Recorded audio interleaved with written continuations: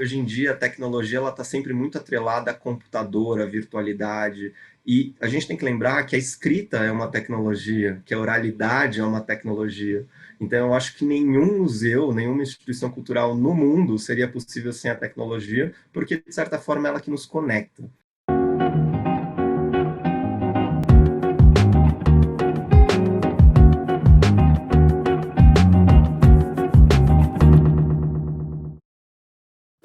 A gente reclama que as pessoas não visitam museus e tudo mais, mas, de certa forma, o papel do museu não é simplesmente guardar coisas antigas, mas é falar sobre o presente a partir do seu olhar e a partir do seu acervo. Então, como é que a gente quer falar com o público que se localiza e se utiliza de ferramentas digitais o dia inteiro, se a gente não as utiliza também? Como que essas tecnologias ajudam? Elas ajudam nisso, né? Com atraindo mais público para o museu, e possibilitando para ele uma experiência de maior qualidade.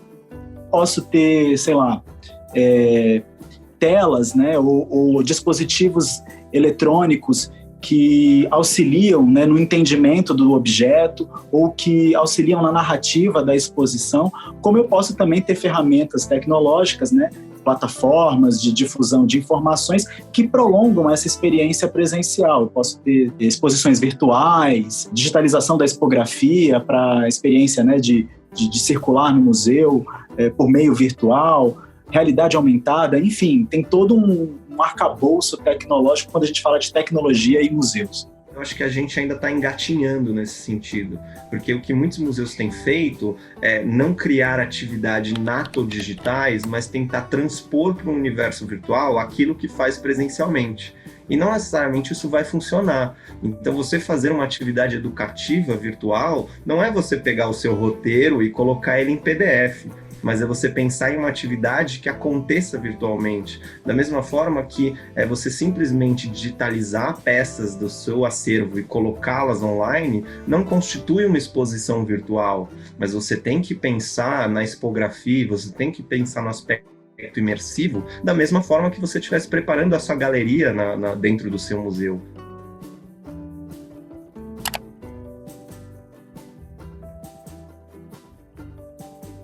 Bem, além do trabalho feito nas redes sociais e disponibilizando digitalmente todas as publicações que a gente desenvolve, eu acho que um dos diferenciais que o MAI possui é o desenvolvimento de jogos eletrônicos. Nós temos disponível na Google Play o jogo da Bernúncia, que vocês podem baixar. Tem um jogo Jaguareté Desafios da Floresta, que pode ser usado para o ensino à distância. Né? São 2 jogos que nós possuímos que estão online. A gente tem o Archeogame, que é uma cabine estilo arcade, que a pessoa pode brincar com um visual assim retrô. O Archeogame foi a nossa primeira experiência no desenvolvimento de jogos eletrônicos. Ele é tipo um simulador de arqueologia, na qual o jogador se encontra num sítio de sambaqui e, enquanto ele vai jogando, ele vai encontrando as peças que existem no MAI. Conforme ele vai encontrando informações sobre as peças, vai ganhando pontos e disputando com os outros. O jogo da Bernúncia, ele é ambientado numa manifestação cultural que acontece na região litorânea ali de Santa Catarina, do Paraná. O jogador controla a Bernúncia. Ele controla esse bichinho de pano ambientado num cenário inspirado nas cidades litorâneas, como Paranaguá e Antonina. Ele é inspirado no jogo da cobrinha. Nós acreditamos que o uso dessas tecnologias ela amplia, né, o acesso das pessoas aos conteúdos que o museu trabalha. Disponibilizando um jogo online, você tornando a experiência da visita mais agradável, você vai ter, inevitavelmente, um número maior de pessoas interessadas.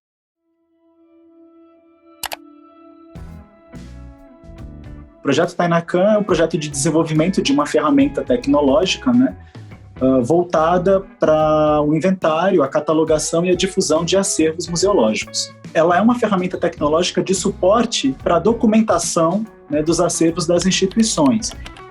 A plataforma é livre, já está disponível no site do projeto, é disponível para download, com instruções, com informações, com manuais sobre o uso, e toda a parte de suporte e orientação pode ser dada também pelo Instituto Brasileiro de Museus. Ela tanto serve para o usuário interno, ou seja, a equipe do museu poder utilizar aquela ferramenta para fazer a gestão dos seus objetos, como também para o público externo conhecer os objetos que compõem o acervo da instituição. Então, às vezes você visita um museu e você conhece, sei lá, 200 objetos, mas na verdade a coleção dele é composta por 1000.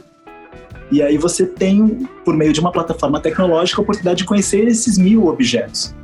A partir disso, alguns museus começaram a desenvolver exposições virtuais, por exemplo, o Museu de São João del Rei, né, aproveitando da ferramenta Tainacan, pensou todos os oratórios que eles tinham no acervo e montaram uma exposição virtual chamada Oratórios. Ou seja, nesse período de isolamento, mostrou que o museu não está fechado, que as atividades continuam. Um outro caso interessante é o caso do Museu do Diamante. Utilizando da linguagem dos memes, ele fez uma série de postagens, né? Colocou, por exemplo, 3 ferros de passar e colocou, vai passar. Fez uma montagem lá com alguns objetos do acervo e aí colocou quem é você no acervo do Museu do Diamante. Um anjo de retábulo, porque tem carinha de anjo, mas vive dando flechada. Ou um baú, que é imponente por fora, mas por dentro é um mala. E aí coloca aquelas informações assim, cômicas, né, bem típicas da linguagem da internet, né, da linguagem dos memes, fazendo um link, conheça mais o nosso acervo, e aí coloca o link, né, do repositório para as pessoas poderem acessar as informações sobre esse acervo. A gente observou que com essas estratégias o museu até cresceu no número de usuários online, né, no número de visitantes, que é muito interessante.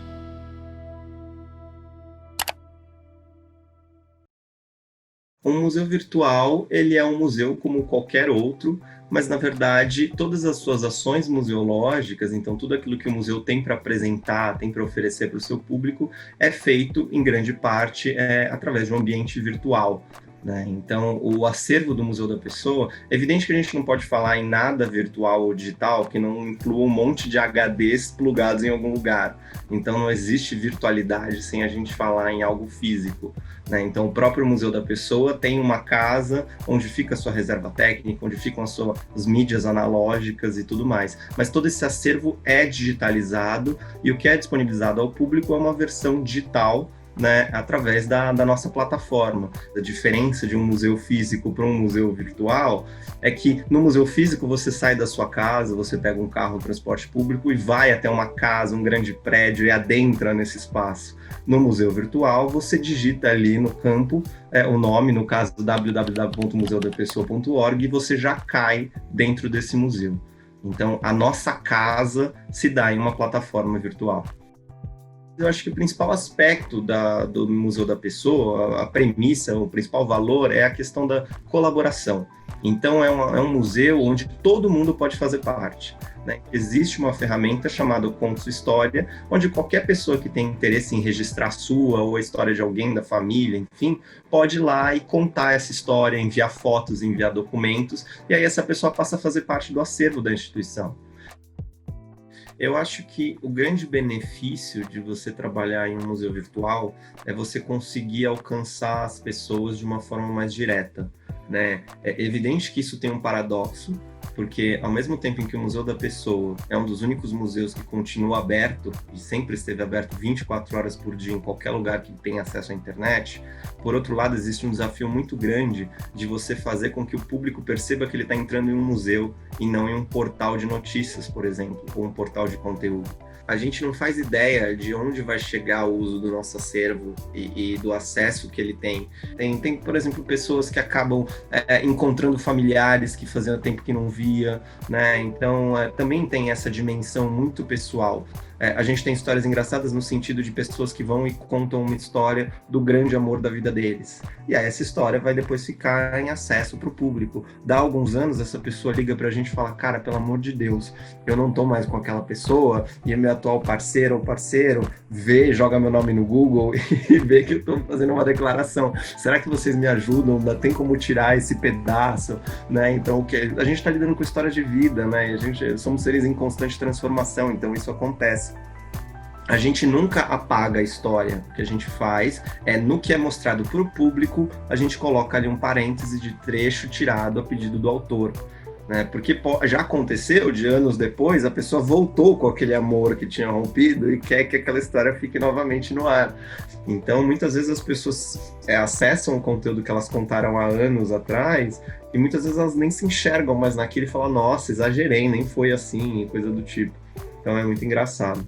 A gente sempre considera a entrevista como um retrato da pessoa, de como ela se constitui naquele momento. Eu entendo isso como um caminho sem volta. Não tem como a gente pensar numa sociedade sem tecnologia, né? Quando a gente trata sobre museus e uso da tecnologia, você tem que pensar em primeiro lugar no conteúdo que você está trabalhando, no universo que você quer levar, e depois você vai ver se aquela tecnologia é a melhor opção. Você não tem que ser um escravo da tecnologia. Ela tem que estar ali para auxiliar. Agora nós já sabemos como a tecnologia pode ser útil para aproximar os museus dos seus públicos. Mas será possível expandir ainda mais o acesso aos museus e seus acervos? Isso a gente confere no próximo episódio.